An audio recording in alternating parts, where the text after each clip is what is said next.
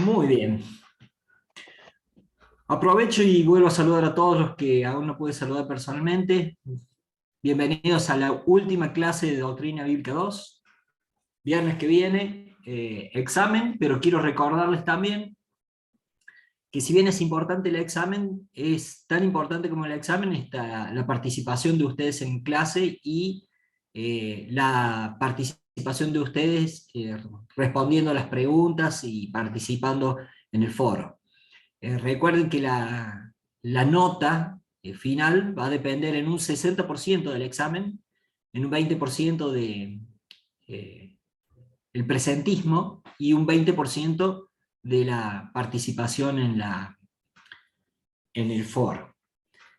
Sé que hay 5 por lo menos, 4 o 5 alumnos que no van a rendir porque ya tienen aprobada la materia, que están realizándola nuevamente por participar, por ganas de aprender, y no tienen obligación de rendirla para nada, pero a los que sí la van a rendir, por favor, relean los Power. Es importante porque en los Power por ahí está bastante resumidas las cosas. Si bien no han sido muy amplios los Power que hemos hecho para estas clases, es bueno como un resumen de todo, y traten de ir repasando los conceptos básicos. No me interesa que el examen sea una cosa descalificadora, ni mucho menos. A mí lo que más me interesa es poder desarrollar la clase de la mejor manera y que esto les deje la enseñanza que tenga que dejar. Ustedes tienen un material subido a la plataforma que les va a servir para consultarlo cuando quieran, y si alguno de ustedes ha faltado a alguna de las clases, por favor que vean el video para que no queden pendientes ahí de lo que se habló hoy y los sorprendamos con alguna pregunta justo de esa clase. Así que hoy vamos a ver como cierre de esta Doctrina Bíblica 2, acerca de la muerte y la resurrección y la ascensión del Señor Jesucristo. Eh, Sin duda el Espíritu Santo ha estado actuando de una manera especial en este fin de semana. El pastor Diego ayer nos habló de lo que va a suceder, de la segunda venida del Señor, y esto vendría a ser lo que antecedió o lo que antecede a la segunda venida, que era la resurrección y la ascensión a los cielos. Él nos dio un panorama muy claro, hizo un bosquejo resumido, pero muy claro, de todo lo que está por venir, y eso nos abre un panorama a nosotros, nos cuenta un poco el final de la historia, pero nosotros vamos a ver lo que en el cine por ahí muchas veces se llama como precuela, ¿no? Vemos una película y luego de esa saga de películas se hace una película que nos ubica en la parte anterior de la historia. Y cuando hablamos de esta historia, la historia de nuestra redención, la historia de nuestra salvación, la tenemos que basar sobre 4 columnas que son fundamentales. La semana pasada hablamos eh, sobre la muerte del Señor Jesucristo, pero traté de remarcar, y espero que les haya quedado claro, que si bien fue muy importante y fue fundamental la muerte del Señor Jesucristo, tan fundamental también como esto fue su vida sin mancha, sin pecado, sin contaminación, durante todos los años que él transcurrió aquí. Fue importante entonces, como una de las columnas que sostiene nuestra salvación, nuestra redención, la vida sin pecado de Cristo. Fue importante la muerte del Señor Jesucristo, una muerte injusta, una muerte necesaria, la única muerte que podía servir para pagar nuestros pecados, para librarnos a nosotros de la deuda de pecado que teníamos con Dios el Padre. Pero las otras 2 columnas sobre las cuales se sostiene nuestra salvación son precisamente la resurrección y la ascensión de Cristo a los cielos. Y para esto es necesario, para estudiar este tema es necesario que tengamos presentes dos cosas que me parecen claras. Lo primero que tenemos que tener claro, y creo que todos los que estamos aquí lo tenemos o lo hacemos, es creer realmente que Jesucristo resucitó. Si creemos que Jesús murió, también tenemos que creer que Jesucristo resucitó. Y, y lo segundo que tenemos que tener en claro es comprender la importancia, la real importancia que la resurrección, en primer lugar, y la posterior ascensión a los cielos, tuvo, tiene y tendrá para nosotros en este presente de nuestra vida aquí y en nuestro futuro eterno. Muchos se pueden plantear que cómo es posible que algo que ocurrió hace 2000 años atrás, tenga importancia o relevancia para este tiempo que vivimos, o para la eternidad. Y bueno, para nosotros es algo bastante sencillo de entender, porque la muerte de Cristo también aconteció hace 2000 años atrás, y aún tiene poder para salvar. El derramamiento de su sangre tiene poder para salvar, tiene poder para perdonar, tiene poder para transformar vidas. La obra del Señor Jesucristo, la muerte, no fue algo que comenzó y quedó ahí, sino fue algo que se realizó, y ese acto de amor tiene y tendrá consecuencias y beneficios eternos, pero también su resurrección y su posterior ascensión a los cielos tiene beneficios y efectos eternos. Por lo tanto, entonces, que quede claro que nuestra salvación está basada en 4 columnas fundamentales, que son la vida de Cristo sin mancha, sin pecado, la muerte del Señor Jesucristo como único medio de salvación y único pago que el Padre aceptaba para liberarnos a nosotros de nuestra condición de pecadores, a aquellos que creamos en el Señor Jesucristo. La tercera columna, la resurrección necesaria, fundamental, para que se complete la obra de salvación. Y la cuarta, la ascensión a los cielos. Cuando hablamos de resurrección, lo primero que tenemos que ver es qué evidencias bíblicas tenemos. Y por supuesto, podemos ir a los evangelios, y los evangelios contienen muchísimas evidencias de la resurrección del Señor Jesucristo. Los 4 evangelios, Mateo capítulo 28, Marcos capítulo 16, Lucas en el capítulo 24, Juan en el capítulo 20, nos van hablando, nos van mostrando, señalando distintos testimonios de personas que vieron, que se encontraron, que estuvieron con el Señor Jesucristo. El libro de los Hechos es una permanente proclamación de los apóstoles, que los apóstoles hicieron acerca de la resurrección del Señor Jesucristo, y también nos da testimonio de su resurrección en el libro de Hechos, las oraciones al Señor Jesucristo y toda la fe que sus discípulos y la iglesia depositaba en él como una persona, como un ser que vive y que reina desde los cielos. Todas las epístolas, y fundamentalmente las epístolas de Pablo, son las que dependen por entero de la presunción de que Jesucristo es un Salvador vivo y reinante, en quien se puede confiar, con quien nos podemos comunicar, a quien le podemos orar, a quien podemos adorar, a quien podemos alabar, y también en la confianza de saber. Algunos lo llaman bien la esperanza, la expectativa de su regreso con gran gloria y poder, como rey de la tierra, como vimos ayer en la prédica. Y quiero hacer este paréntesis con respecto a la prédica de ayer. Si alguno de ustedes no la vio, si alguno de ustedes por algún motivo se perdió alguna parte, yo les recomiendo, casi compulsivamente les recomiendo, que la vean. Y aquellos que no la vieron, por supuesto que la tengan presente. Es un tema que necesitamos tenerlo fresco, tenerlo presente. Yo que he leído montones de veces cuáles son los eventos futuros, la prédica de ayer me trajo a la memoria activa cada una de las situaciones de lo que va a venir. Y eso, más que motivar mi conocimiento, motiva mi espíritu a saber que la venida del Señor está pronta y la participación que como iglesia, que como parte de la iglesia nosotros vamos a tener. Así que cierro este paréntesis. Si ustedes no la vieron o quieren volver a verla, es absolutamente recomendable que lo hagan.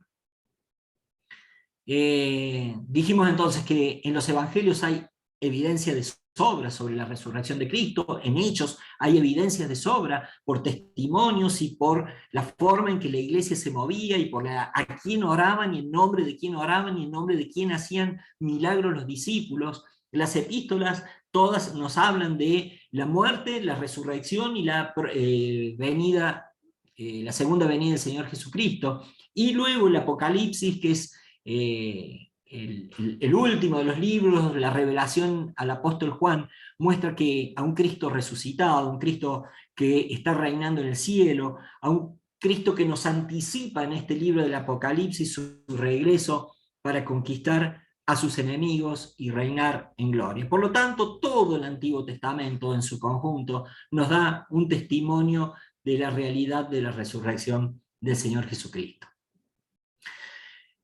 ¿Cuáles fueron las características o las particularidades de la resurrección del Señor Jesucristo? Lo primero que hay que decir es que no fue una resurrección, un simple regreso a la vida, como lo habían experimentado otras personas antes y lo experimentaron otras personas después del Señor Jesucristo. Por ejemplo, en el Antiguo Testamento hay casos de resurrecciones de muertos. Por ejemplo, Elías resucitó al hijo de la viuda de Sarepta. Eliseo resucitó al hijo de la Sunamita. Luego en el Nuevo Testamento, el mismo Señor Jesucristo resucitó a la hija de Jairo, resucitó a su amigo Lázaro. Luego de la ascensión del Señor Jesucristo, vemos a un Pablo resucitando a Eutico, el joven que se cayó dormido de la ventana, que está registrado en los Hechos. Pero todas estas resurrecciones que sucedieron quitándole al Señor Jesucristo tenían una característica en común, estaban sujetas a debilidad, los cuerpos de ellos estaban sujetas a debilidad, a envejecimiento, y por lo tanto, todas estas personas, un tiempo después, volvieron a pasar por la experiencia de la muerte. No hay ninguno de ellos que nos diga la Biblia que fue arrebatado sin volver a ver la muerte. En cambio, el Señor Jesucristo, la característica primordial, fundamental de la resurrección de Cristo, es que Él resucitó con un cuerpo que ya no estaba sujeto ni a debilidad ni a envejecimiento. Porque si hubiese sido así, Él hubiese vuelto a morir y no fue así. Dice 1 Corintios 15:20 que Él fue primicia de los que resucitaron, pero no de los que resucitaron antes o de los que resucitaron después, sino primicia de los que van a resucitar cuando el Señor Jesucristo venga a buscar a su iglesia. Ayer se nos habló claramente, y lo voy a volver a recordar, que la iglesia, la Biblia habla de dos venidas. La venida en el aire, que nosotros conocemos comúnmente como el arrebatamiento de la iglesia, el encuentro del Señor Jesucristo con sus redimidos, que somos nosotros, que los que son muertos resucitarán primero, dice Pablo, y luego los que vivimos, si es que estamos vivos en el momento del arrebatamiento, seremos transformados a la imagen del Señor Jesucristo y viviremos eternamente con Él. Y luego está la segunda venida de Cristo a la tierra, ya con su iglesia, donde reinará junto a su iglesia. Pero cuando la Biblia está hablando de que la resurrección del Señor Jesucristo es una primicia, nos está hablando de que es una nueva clase de vida humana. No la que estamos acostumbrados, no la que conocemos, no la clase de vida humana a la que nosotros estamos sujetos aún, sino la resurrección del Señor Jesucristo fue una vida en un cuerpo perfecto, sin debilidades, sin envejecimiento, sin muerte, y capaz de vivir de manera eterna. Es interesante saber, y esto por simple deducción, que si bien el Señor Jesucristo en algunas situaciones luego de la resurrección no fue reconocido rápidamente por aquellos que le conocían antes. Tenemos que entender también que, pasado el shock inicial de muchos de ellos, reconocieron quién era verdaderamente. O sea, vieron a una persona que ya conocían. No vamos a entrar a especular, aunque lo podríamos hacer, acerca de si el Señor Jesucristo, cuando resucitó, ya no tenía los moretones de sus golpes, las lastimaduras en su espalda de los latigazos que recibió, las marcas de la corona de espinas. Sí sabemos, porque la Biblia nos aclara que tenía las marcas de los clavos en sus manos, pero tendemos a pensar que eso está más ahí como testimonio que otra cosa, y todo su cuerpo había sido regenerado. Pero es cierto que cuando él caminó con los discípulos de Maús, al principio no lo reconocieron, no se daban cuenta quién era él, pero dice la Biblia que sus ojos estaban velados, o sea, casi como vieron cuando uno está viendo algo pero no termina de comprender lo que está viendo. Bueno, ellos primero que no esperaban, estaban totalmente desahuciados, estaban desanimados, y no esperaban encontrarse con Jesús resucitado. La última imagen que habían tenido de Jesús era de un hombre totalmente agobiado, golpeado, maltratado, lastimado, y ahora estaban transitando al lado de una persona que no estaba en esas condiciones. Pero dice que en Lucas 24:16, que en un momento dado estos discípulos que iban con el camino de Maús estaban con sus ojos velados, pero después dice en el versículo 31 que fueron abiertos sus ojos y pudieron reconocerle. María Magdalena, la mañana de la resurrección, al principio, cuando quedó choqueada, cuando vio la tumba abierta, cuando vio que el cuerpo de Jesús no estaba, pero luego habla con él pensando que no era que era otra persona, que era el hortelano, pero luego lo reconoce. Los discípulos, cuando se encontraron con él, al principio medio que, que dudaban que fuese él, y dice la Biblia en otros pasajes que muchos dudaban acerca de que fuese de él, pero cuando lo veían de cerca, no les quedaba otra que reconocer que esa persona que estaban viendo, ese Jesús resucitado, era el mismo Jesús que ellos conocían, que ellos habían visto, pero por supuesto con un cuerpo que no sé si ellos podían discernir en ese momento, pero era un cuerpo ya no sujeto a las debilidades de la humanidad. Estos ejemplos que les he dado indican que hubo un grado de continuidad en la apariencia física de Jesús antes de su muerte y después de su resurrección. Él era reconocible luego de su resurrección. Resumimos con esto: el cuerpo de Jesús era todavía un cuerpo físico, resucitó como cuerpo físico, pero sin estar sometido ya ni al sufrimiento, ni a la debilidad, ni a la enfermedad, ni a la muerte. Pablo lo denomina: estaba vestido de inmortalidad. También Pablo dice que fue resucitado en incorrupción, que fue resucitado en gloria, en poder, en un cuerpo espiritual. Y cuando habla de espiritual no habla de un cuerpo inmaterial, sino más bien habla en sentido más apropiado, más dirigido al plano espiritual, no a que era algo inmaterial que no se lo podía tocar, porque el Señor Jesucristo mismo hizo que lo tocaran, que le tocaran sus manos para que pudiesen dar testimonio de que él mismo era y que sus manos habían sido perforadas por esos clavos. Hay por lo menos en la Biblia 10 evidencias, en el Nuevo Testamento por supuesto, que muestran que Jesucristo tenía un cuerpo físico después de la resurrección. Dice, por ejemplo, Mateo 28, que las mujeres abrazaron sus pies. Dice Lucas 24:15, se apareció a los discípulos en el camino de Maús, como ya hice referencia. Dice Lucas 24 que tomó pan y lo partió. Vemos que referencia que comió pescado asado para demostrar claramente que tenía un cuerpo físico y no era simplemente un espíritu. Los espíritus no se alimentan y el cuerpo físico sí. María pensó que era el hortelano. Les mostró las manos y sus costados lastimados, abiertos. El Señor Jesucristo preparó el desayuno para sus discípulos. Y explícitamente les dijo: miren mis manos y mis pies, yo mismo soy. Tóquenme y vean, un espíritu no tiene carne ni huesos, como ven que yo los tengo. Finalmente, Pedro da testimonio diciendo: comimos y bebimos con él. después de la resurrección. Así que testimonios en las Escrituras hay de sobra.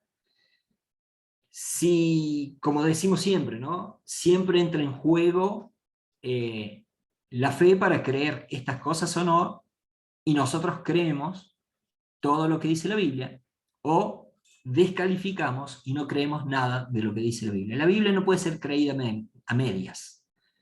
Tiene que ser creída completamente. Si yo creo que en un principio Dios hizo los cielos y la tierra, y luego Dios de la tierra hizo al hombre, y del hombre hizo a la mujer, y Dios hizo todo lo que está creado, y Dios hizo nacer a su hijo de un vientre virgen.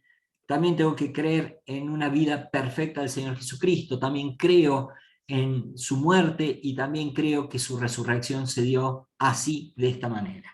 El acto de la resurrección es uno de los cuadros más apasionantes del Nuevo Testamento, es una de las cosas más emocionantes que hay.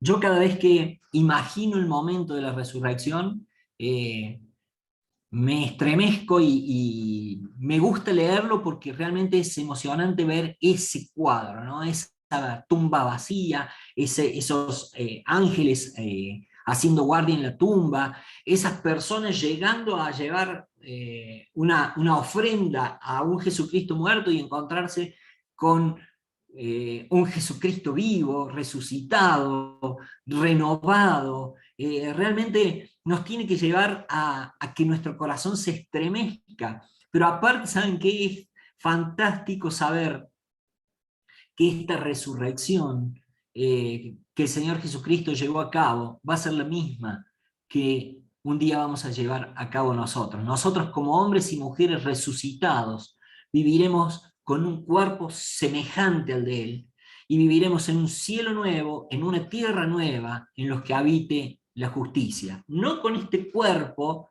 que hoy está sujeto a enfermedad, sujeto a toda debilidad, sujeto al pecado aún, sino con un cuerpo semejante al del Señor Jesucristo, sin debilidades y apto, perfectamente apto para relacionarnos con el Padre, para tener una comunión eterna con el Hijo.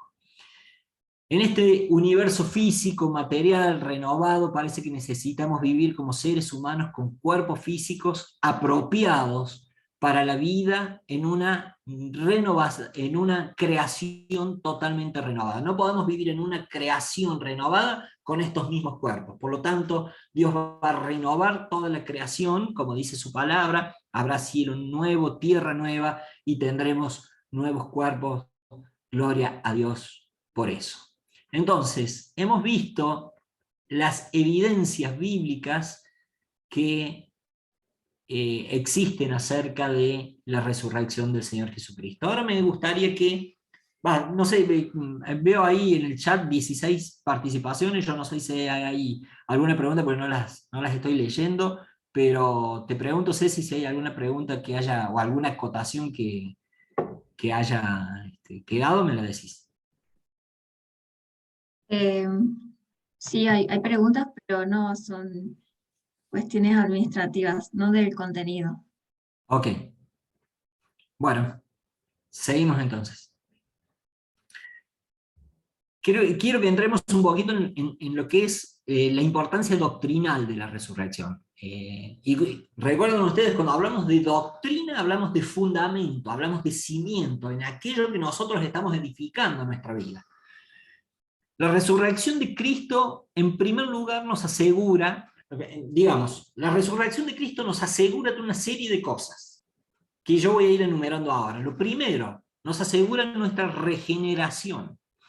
Dice Pedro en 1 Pedro 1:3, nos ha hecho nacer de nuevo mediante la resurrección de Jesucristo para que tengamos una esperanza viva. Aquí Pedro conecta explícitamente la resurrección del Señor Jesucristo con nuestra regeneración, o con lo que es lo mismo, nuestro nuevo nacimiento.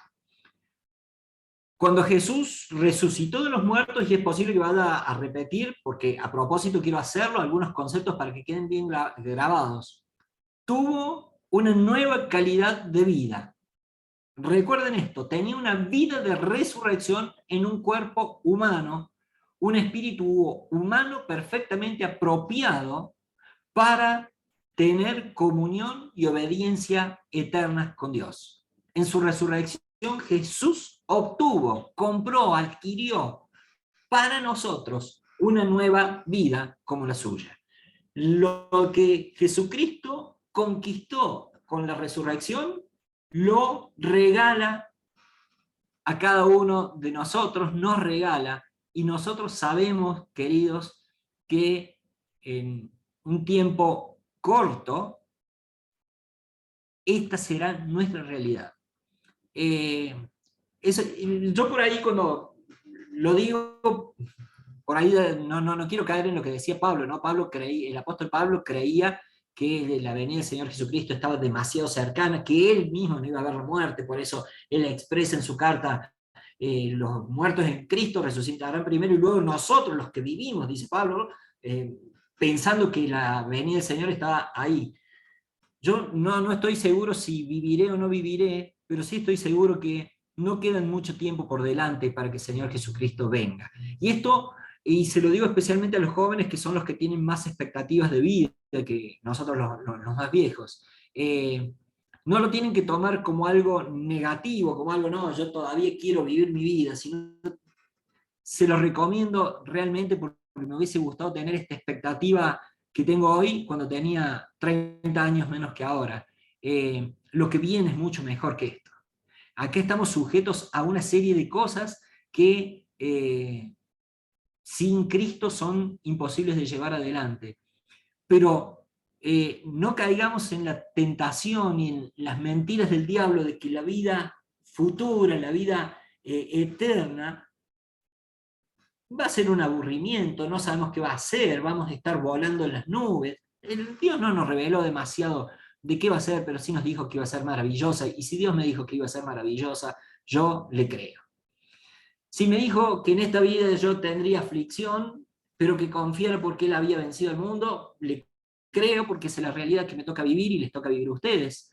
Ninguno de los que estamos aquí, ninguno de los que estamos transitando por esta vida, aún conociendo al Señor Jesucristo, hemos pasado o transitamos esta vida sin ninguna aflicción. Tenemos más o menos aflicciones, pero siempre tenemos la convicción de que, y la seguridad de que podemos confiar porque Él ya venció, porque estamos confiando en un Dios que no perdió una sola batalla y no la va a perder, y todo lo que conquistó lo comparte con nosotros. Si va a compartir sus glorias celestiales con nosotros, va a compartir absolutamente todo. Él compró todo para regalarnos a nosotros que no lo podíamos comprar. Él adquirió todo lo que nosotros no podíamos adquirir y dijo, aquí está a disposición de ustedes. Por supuesto que recibimos ya, porque así como recibimos la salvación y tenemos hoy una salvación eterna, pero estamos aún limitados a un cuerpo de pecado, pero ya tenemos una vida de resurrección que será plena cuando nos encontremos cara a cara con Dios.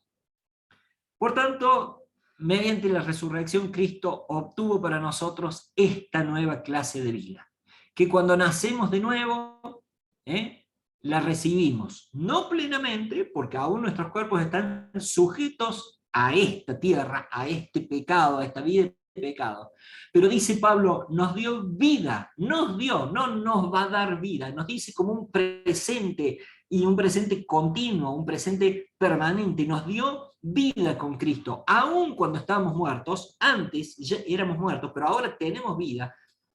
Estábamos muertos en pecado, por gracia ustedes han sido salvos, y en unión con Cristo Jesús, Dios nos resucitó. Acá yo he combinado, y está combinado, dos versículos de dos cartas diferentes, que son Efesios 2, 5 y 6 y Colosenses 3, 1. Si llegan a buscar esto en la Biblia, no lo van a encontrar todo junto, pero por separado está Efesios 2, 5 y 6 y Colosenses 3, 1.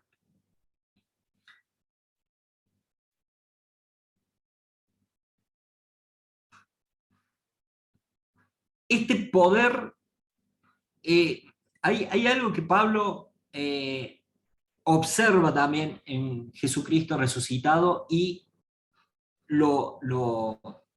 una condición que también recibimos nosotros. Dice en Romanos 6:4, por tanto, mediante el bautismo fuimos sepultados con él en su muerte, a fin de que, así como Cristo resucitó por el poder del Padre, también nosotros llevemos una vida nueva.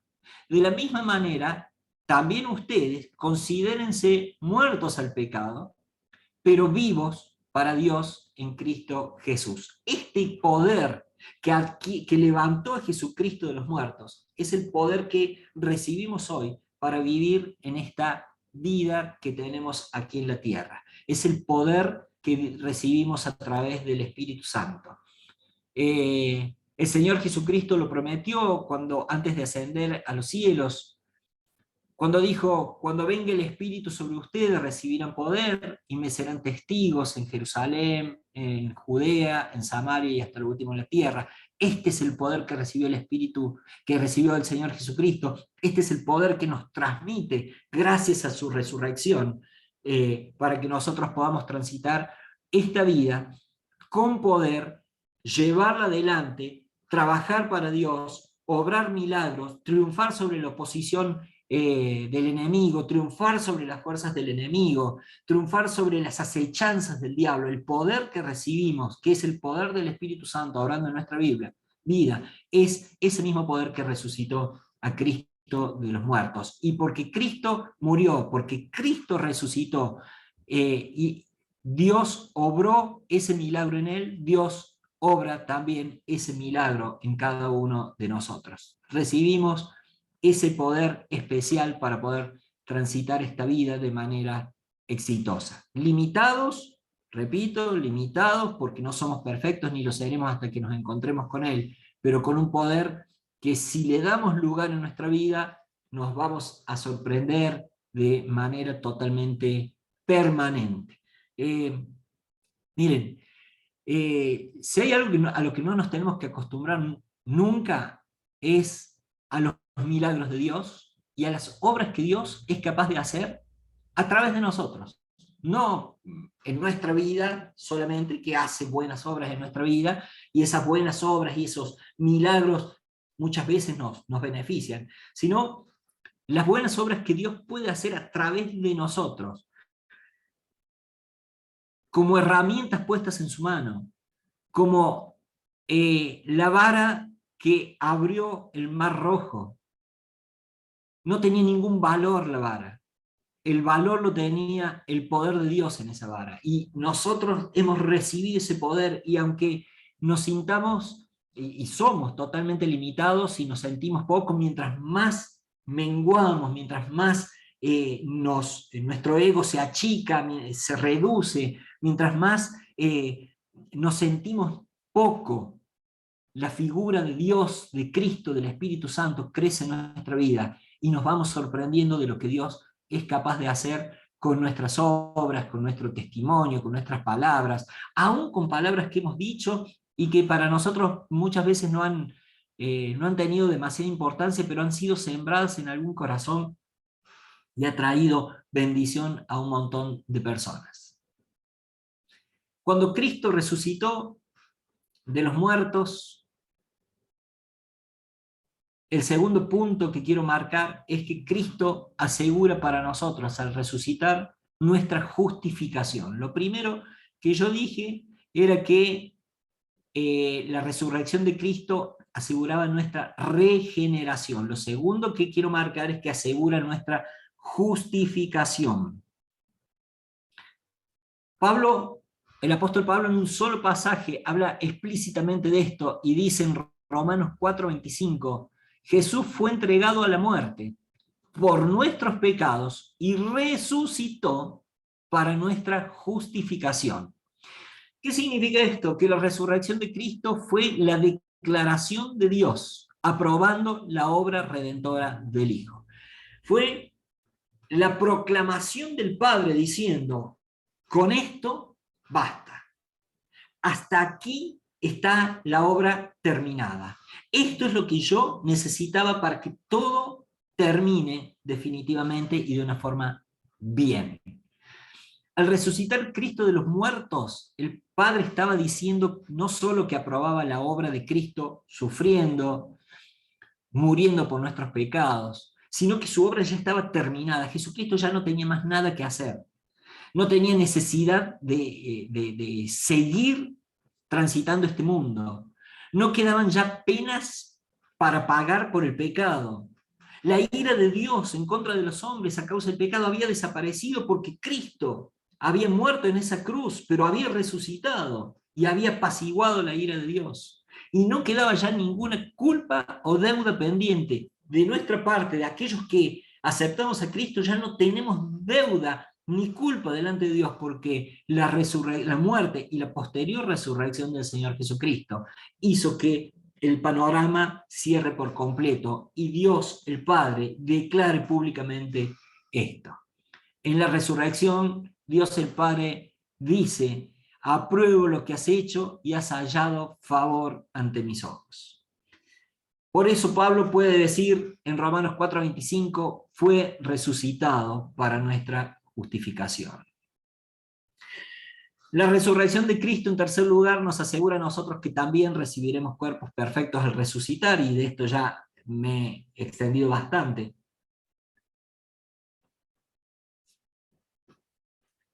Pero dice 1 Corintios 4:14, con su poder Dios resucitó al Señor y nos resucitará también a nosotros. Así que volvemos a pensar lo mismo: si tenemos que pasar por la experiencia de la muerte, tendremos que ir hacia ella con la plena convicción de que será por un tiempo y resucitaremos con un cuerpo perfecto.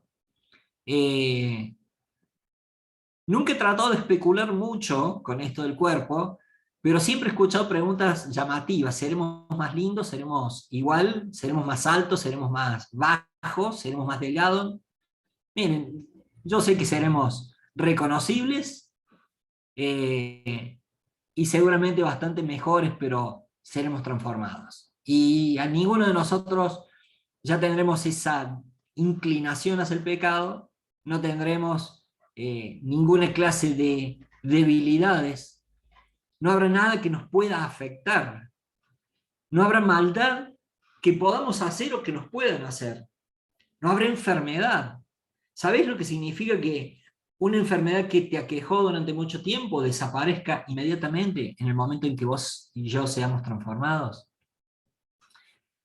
Es interesante que cuando Pablo utiliza la figura de que el Señor Jesucristo fue primicia de los que murieron, al llamar a Cristo primicias, está usando una metáfora de la agricultura para indicar que nosotros seremos como Cristo. Cuando hablamos de primicias, son los primeros frutos, ¿no?, de una cosecha. De acuerdo a esos primeros frutos de la cosecha, el hombre de campo, el hombre que conoce, la persona que está cosechando, sabe cómo van a ser los frutos que van a venir.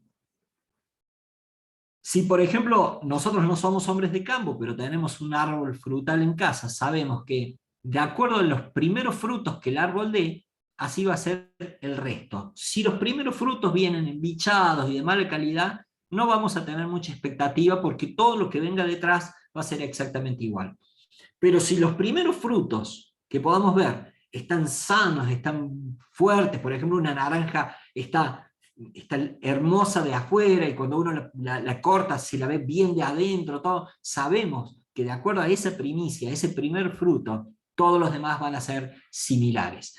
Cuando Pablo utiliza esta figura, está diciendo, de acuerdo a esta primicia de resurrección, que fue el Señor Jesucristo, que murió pero que resucitó, es primicia de los que murieron, significa que toda esa cosecha que somos nosotros, vamos a ser exactamente igual que Él. Y esto tiene sí o sí que dar vuelta en nuestra mente cada día, en nuestros corazones, sabiendo que cuando Cristo nos lleve, nosotros vamos a ser exactamente iguales al primer fruto, que es el Señor Jesucristo.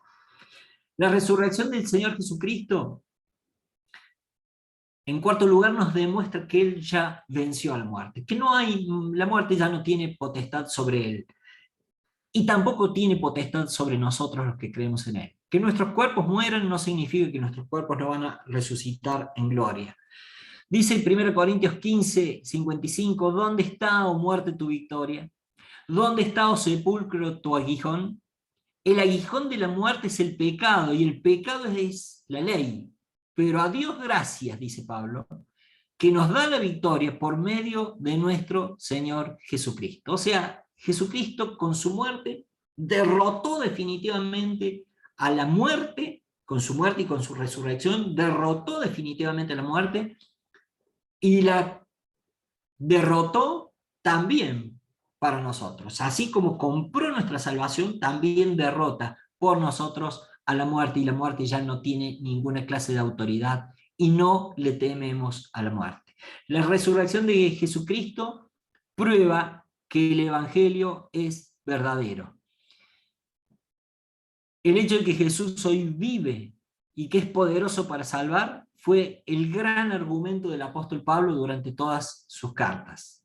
Porque dice Pablo, y si Cristo no resucitó, nuestra fe es vana, nuestra predicación es vana. Todo lo que vivimos, todo lo que creemos, todo lo que pensamos es vano. Si Cristo no ha resucitado, la fe de ustedes es falsa, les dice. Todavía están en pecados. Entonces también los que han dormido, los que se murieron en Cristo, están perdidos. Si hemos esperado en Cristo para esta vida solamente, somos de todos los hombres los más dignos de lástima. Esto sería si Cristo no resucitó. Pero como Cristo resucitó, los que murieron en Cristo, los que vivimos y los que estemos, los que crean de aquí en más, lejos estamos de ser dignos de lástima. Dignos de lástima son aquellos que rechazan el Evangelio, pero la resurrección de Cristo le da legalidad y validez a todo el Evangelio. Cuando uno agarra la Biblia y ve el Antiguo Testamento, las profecías acerca de el nacimiento del Mesías, acerca de los sufrimientos del Mesías, acerca de la resurrección del Mesías, y que esto siglos después se cumplió, y que muchas de las promesas que el Señor Jesucristo hizo y anunció también ya se cumplieron y se están cumpliendo cada uno a su tiempo, implica que porque Cristo resucitó, el Evangelio es verdadero, es real. La resurrección de Cristo prueba que Él es el Hijo de Dios. Fue declarado Hijo de Dios, dice Romanos 1:4, con un acto de poder, conforme al Espíritu de santidad, por la resurrección de entre los muertos. Si Cristo hubiese muerto y hubiese quedado muerto, Él habría sido como los millones de personas que murieron antes que Él y que murieron después que Él. Pero como Cristo resucitó, Él es alguien único en la historia del mundo. Él es verdaderamente el Hijo de Dios. La resurrección de Cristo Jesús significa que Dios derramará el Espíritu Santo en los corazones de todos los que creen. El Señor Jesucristo lo anunció antes de ascender a los cielos, y fue una promesa que se cumplió un tiempo después, unos 40 días después de haber ascendido a los cielos. Les pidió que no se fuesen de Jerusalén, y estando ahí reunidos y orando la iglesia, vino el Espíritu Santo sobre ellos, y hoy esa es una realidad. Y dice Hechos 2:33, así que exaltado a la diestra, hablando del Señor Jesucristo, a la diestra de Dios, y habiendo recibido del Padre la promesa del Espíritu Santo, ha derramado esto que ustedes ven y oyen.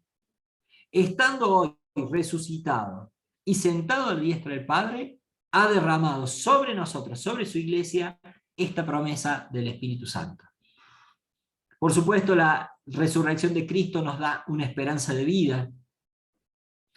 Dice 1 Pedro 1:3, bendito sea el Dios y Padre nuestro Señor Jesucristo, quien en su gran misericordia nos ha hecho nacer de nuevo a una esperanza viva, mediante la resurrección de Jesucristo de entre los muertos, para obtener una herencia incorruptible, inmaculada y que no se marchitará, reservada en los cielos. ¿Sabes para quién? Para ustedes, dice, para vos y para mí. siempre que encontremos una promesa en la Biblia, nos apropiemos de ella. La resurrección de Cristo Jesús significa que resucitaremos igual que Él. La resurrección de Cristo Jesús significa que Él juzgará al mundo con justicia. Dice Hechos 17, por tanto, habiendo pasado por alto los tiempos de la ignorancia, Dios declara ahora a todos los hombres en todas partes que se arrepientan, porque Él ha establecido un día en el cual juzgará al mundo en justicia por medio de un hombre, hombre con mayúscula, a quien Él ha designado, habiendo presentado pruebas a todos los hombres cuando lo resucitó de entre los muertos. La resurrección de Cristo nos muestra, porque la palabra así lo dice, que Jesucristo será quien juzgue al mundo con justicia. Y ayer el pastor Diego nos hablaba de dos tribunales, uno por el cual vamos a pasar todos los redimidos, que es el tribunal de Cristo, donde se juzgará no nuestra salvación, sino nuestras obras, y aquellas obras que fueron realmente hechas buenas delante de los ojos de Dios, serán pasadas por fuego, y si sobreviven al fuego, recibiremos bendiciones y coronas por ella. Y luego está el gran trono blanco, a donde tendrán que rendir cuenta aquellos que no han creído en el Señor Jesucristo, y ese será un tribunal de condenación para aquellos que no han creído a Cristo, y la condena ya está dictada.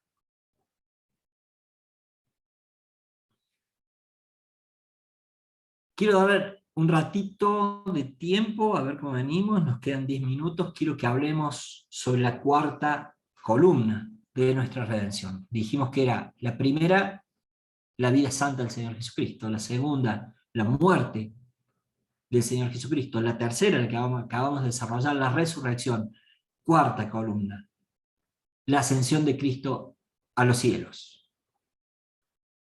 Lucas 24:50 dice, allí alzó las manos y los bendijo. Está hablando el Señor y sus discípulos. Sucedió que mientras los bendecía, se alejó de ellos y fue llevado al cielo. Hechos en el capítulo 1, versículo 9, relata la misma situación. Dice, habiendo dicho esto, mientras ellos lo miraban, fue llevado a las alturas hasta que una nube lo ocultó de su vista. Ellos se quedaron mirando fijamente el cielo mientras él se alejaba. De repente se le acercaron dos hombres vestidos de blanco que les dijeron, Galileos, ¿qué hacen aquí mirando el cielo? Este mismo Jesús que ha sido llevado de entre ustedes al cielo vendrá otra vez de la misma manera que lo han visto irse. Si hay yo les decía recién, pensando en la escena de la resurrección, que me conmueve cada vez que la leo. La otra escena que me conmueve también es esta, la que despierta todas mis expectativas. Y más pensando en estos hombres que ya habían podido ver que las promesas del Señor Jesucristo se habían cumplido delante de sus ojos, que lo habían visto morirse, pero que lo habían visto resucitar, y que hoy lo estaban viendo, que se estaba alejando de ellos, pero ahí llega la promesa de parte de Dios por boca de sus ángeles, que dice, miren, no se queden mirando, no se queden pasmados, no se entristezcan, porque este mismo Jesús que está yendo a los cielos, vendrá de la misma manera que lo han visto irse. Este relato nos deja una enseñanza clara y fundamental, casi obvia, que Jesucristo fue a un lugar determinado. Y cuando hablamos de los cielos, la Biblia nos dice que fue llevado a las alturas. No dice que desapareció de sus ojos, como por ejemplo cuando estaban junto a los discípulos de Maús, luego de haber dado gracias, dice que se les desapareció de sus ojos. Aquí no dice eso. Dice que ellos le vieron irse hacia el cielo hasta que una nube lo cubrió y no lo pudieron ver más. Pero esto nos muestra que hoy Jesucristo está en un lugar determinado, en un lugar marcado, al que él llamó la casa de mi Padre. Cuando él prometía, es necesario que vuelva a la casa de mi Padre, era este lugar donde hoy se encuentra el Señor Jesucristo. Y lo bueno de esto es saber que Jesucristo entró en los cielos de una manera en la que nunca había estado en los cielos. Él estuvo como Dios. Pero cuando vino a la tierra, Jesucristo se hizo hombre y vuelve a los cielos con ese cuerpo humano perfecto y glorificado, y entra a los cielos de una manera en la que nunca había estado. ¿Recuerdan ustedes cuando el Señor dice, y ahora Padre, glorifícame en tu presencia con la gloria que tuve contigo antes de que el mundo existiera? Dice en Juan 17:5 en la oración del Señor Jesucristo. Cristo recibió al entrar a los cielos gloria y honor como no los había tenido antes, que había tenido la gloria de Dios, porque es Dios, pero ahora tenía la gloria de Dios hombre, porque ahora tenía un cuerpo humano glorificado. Pedro en ese sermón del día de Pentecostés dice que el Señor Jesucristo está exaltado, exaltado por la diestra de Dios. Y Pablo nos dice en Filipenses 2:9, Dios le exaltó hasta lo sumo. Pablo también dice en Timoteo, fue recibido en gloria. Cristo está en los cielos hoy, sentado a la diestra del Padre. Hoy los ángeles le rinden honores. Hoy los ángeles están cantando canciones que dicen que es digno el Cordero que ha sido sacrificado de recibir el poder, de recibir las riquezas, la sabiduría, la fortaleza, la honra, la gloria y toda la alabanza, como describe Apocalipsis 5. Hoy el Señor Jesucristo está en un lugar, pero también de una forma que nunca lo estuvo, y habiendo recibido todos los honores que el Padre quiso otorgarle por haber cumplido de manera única la obra que se le había encomendado. Cristo está sentado a la diestra del Padre. Dice, fíjense esto, Salmo 110:1, así dijo el Señor, hablando del Padre, a mi Señor, siéntate a mi derecha hasta que ponga a tus enemigos por estrado de tus pies. Cuando Cristo ascendió al cielo, recibió el cumplimiento de esta promesa. Después de llevar a cabo la purificación de nuestros pecados, se sentó a la derecha, a la diestra del Padre, allí en las alturas. Esta buena acogida que tuvo Jesucristo en los cielos,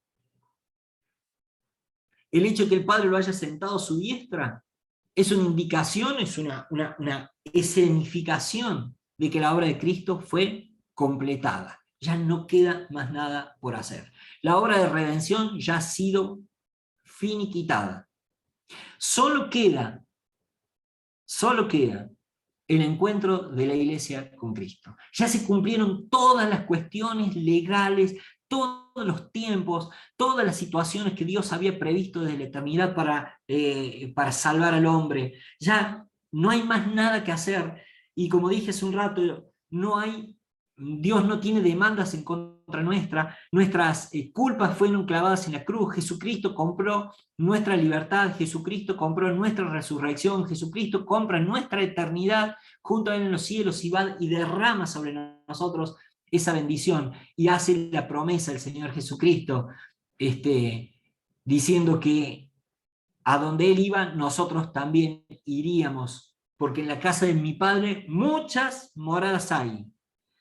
Y si no fuera, yo les hubiese dicho, pero me voy pues a preparar más moradas, a hacer todos los lugares necesarios para que donde yo estoy, ustedes, yo, vos, también estemos.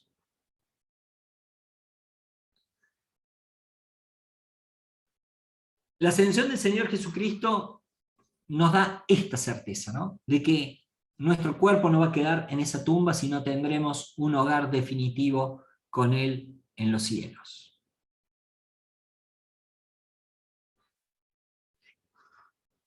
Quiero terminar con esto. Estamos ya en horario, y como conclusión final es que cuando hablamos del precio que el Señor pagó por nuestra salvación, no lo limitemos simplemente a su muerte. Comencemos desde su descenso de los cielos a la tierra a vivir esa vida perfecta que tuvo que vivir para poder llegar a el tiempo de la muerte en perfección y ser el Cordero perfecto del sacrificio. Cuando Cristo murió, el derramamiento de su sangre fue la sangre que limpió definitivamente, arrasó con los pecados de todos y compró por ese altísimo precio nuestra libertad, como ya lo hemos visto. Pero si Cristo hubiese quedado ahí, nosotros también tendríamos un destino de tumba. Pero como Cristo se levantó entre los muertos, según Él lo prometió, puso su vida, pero tenía poder para volverla a tomar y así lo hizo. Él también compra para vos y para mí la seguridad de nuestra resurrección. Para aquellos que tenemos seres queridos que ya están en la presencia del Señor, esto nos alienta a saber que un día los vamos a volver a encontrar. Pero aparte de esto, la seguridad de saber que vamos a conocer a nuestro Salvador cara a cara. Nosotros hoy no lo vemos, sabemos que está, sabemos dónde está, nos movemos por fe, pero en ese momento ya la fe pasará a ser una certeza de cosas que se ven, de cosas tangibles, de cosas definitivas. Ya viviremos eternamente con Él. Y todo lo que hoy tenemos por valioso, por significativo, perderá todo valor, porque allí sí veremos a seres queridos, pero veremos a nuestro Salvador, que es nuestra meta. Por lo tanto, seamos selectivos con las cosas que hagamos de aquí en adelante. Yo no sé cuánto tiempo te queda, ni cuánto tiempo me queda. Ojalá todos los que estamos vivos hoy recibamos, no tengamos que pasar por la experiencia de la muerte y podamos encontrarnos pronto con el Señor. Pero el tiempo que queda aquí, sean días, semanas o años, seamos selectivos porque Cristo viene pronto. Porque toda esta obra que el Señor Jesucristo hizo ya está terminada. Porque los plazos están agotados. Porque las promesas del Señor Jesucristo se han cumplido. Porque las profecías de la Biblia se están cumpliendo y se pueden cumplir de un día para el otro. Hay algunos que especulan con que faltan años, faltan semanas, faltan siglos. No, el Señor no quiere que especulemos, quiere que vivamos el día a día con nuestras lámparas encendidas y con nuestros depósitos de aceite llenos. Así que ese es nuestro desafío de cada día. Pensar en la obra que Cristo realizó, que una obra de semejante envergadura la hubiese realizado tan solo por 1, 2, 10 de nosotros, pero lo hizo por toda la humanidad, aquellos que le aceptamos, vivamos con la expectativa de saber que podemos tener una vida mejor mientras transitamos acá, podemos ser útiles al Señor, podemos hacer obras, como decía ayer el pastor Diego, no hemos sido salvados por obras, pero hemos sido salvados para realizar buenas obras. Realicemos esas buenas obras que el Señor nos ha encomendado y tengamos la expectativa firme de que el Señor viene pronto a buscarnos. Así que terminamos con esto. Muchas gracias a todos por estas 6 semanas que compartimos. Prepárense para el lunes que viene. No queda más tiempo, así que le pido a Pablito que cortemos la transmisión, la grabación y los puedo saludar un segundo.